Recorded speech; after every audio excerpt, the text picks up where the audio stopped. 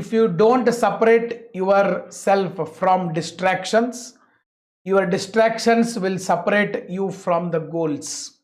ಈಗ ನಡೀತೈತೆ KS exam ನಡೀತೈತೋ ಇಲ್ಲೋ ಡಿಸ್ಟ್ರಾಕ್ಷನ್. ಈ ಡಿಸ್ಟ್ರಾಕ್ಷನ್ ಇಂದ ನೀವು ದೂರ ಆದ್ರಿ, ನೀವು ಗೋಲ್ ಕಡೆ ಹೋಗ್ತೀರಿ. ಆ ಡಿಸ್ಟ್ರಾಕ್ಷನ್ ನಿಮ್ಮ ತಲೆಯಾಗಿತ್ತು ಅಂತಂದ್ರೆ ನೀವು ಗೋಲ್ ಕಡೆಯಿಂದನೇ ದೂರ ಹೋಗ್ಬಿಡ್ತೀರಿ. ಓಕೆ, ಅದಕ್ಕೆ ನಿಮ್ಗೆ ಹೇಳಿ, ತಲೆಯಾಗ ಎಕ್ಸಾಮ್ ನಡೀತೈತೋ ಇಲ್ಲೋ, ಹುಳ ಬಂತು, ವೈರಸ್ ಅಟ್ಯಾಕ್ ಆಯ್ತು, ಮುಗೀತು, ಆ ವ್ಯಕ್ತಿ ಸರ್ ಮತ್ತೊಮ್ಮೆ ಎಕ್ಸಾಮ್ ಬರಿಬೇಕು.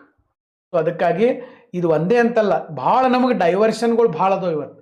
ಫೇಸ್ಬುಕ್ ಇರ್ಬೋದು, ವಾಟ್ಸ್ಯಾಪ್ ಇರ್ಬೋದು, ಇನ್ಸ್ಟಾ ಇರ್ಬೋದು, ಯೂಟ್ಯೂಬ್ ಇರ್ಬೋದು, ನಮ್ಮನ್ನು ಹಿಡಿದು ಹೊರಗಡೆ ನಮ್ಮ ಹಾದಿ ತಪ್ಸಕ್ಕೆ 10-15 ಇಂಥವೆಲ್ಲ ಥಿಂಗ್ಸ್ ಅದು.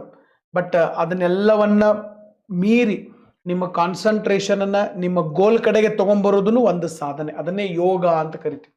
ಎಲ್ಲ ಎನರ್ಜಿ ಒಂದು ಕಡೆ ಬರೋದನ್ನೇ ಯೋಗ ಅಂತ ಕರಿತೀವಿ. ಅದು ನಿಮಗೂ ಆಗಕ್ಕೆ ಸಾಧ್ಯ ಆಗಿರಬೇಕು. ಓಕೆ, ಕಾನ್ಸಂಟ್ರೇಷನ್, ಫೋಕಸ್ ಭಾಳ ಇಂಪಾರ್ಟೆಂಟ್.